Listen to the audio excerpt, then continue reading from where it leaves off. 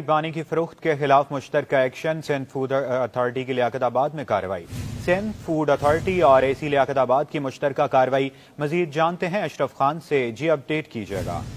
یہاں پہ دیکھا جائے سندھ فوڈ اتھارٹی کی لیاقت آباد میں کارروائی ہوئی ہے۔ 5 RO پلانٹ جو ہیں سیل کر دیے گئے ہیں۔ سندھ فوڈ اتھارٹی نے اسسٹنٹ کمشنر لیاقت آباد ندیم اورنگزیب کے ساتھ مشترکہ طور پر کارروائی کی ہے۔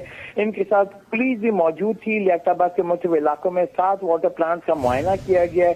یہاں ٹیم بھی موجود تھی سندھ فوڈ کی، اور یونی قریش رضا مویا اوکیا ریفرنس 3 سٹی واٹر پلانٹ کے پانی کے نمونے جانچ کیے ہیں۔ لیاقت آباد میں 5 RO پلانٹ کو غیر معیاری قرار دے دیا گیا ہے۔ پانی کے ٹینک ناقص اور غیر حفظان صحت کے حامل تھے، اور یہاں پہ پانی کے ٹینک میں فنگس بھی موجود تھا اور صفائی بھی نہیں کی گئی تھی، جیسے کہ فوٹیج میں دیکھ سکتے ہیں۔ فلٹر بھی گندے اور غیر صحت مند نکلے ہیں۔ RO پلانٹ پر جو UV لائٹ سسٹم کا جو فقدان پایا گیا ہے، اور غیر معیاری پلانٹ کو اصلاحی نوٹس بھی جاری کیے گئے ہیں۔ مجموعی طور پر 3 لاکھ روپے کے جرمانے کیے گئے، اور یہاں 5 RO پلانٹ کو سیل کر دیا گیا ہے۔ جی اشرف خان، بہت شکریہ۔ یہاں وقت ہوا ہے شارٹ بریک کا، ہمارے ساتھ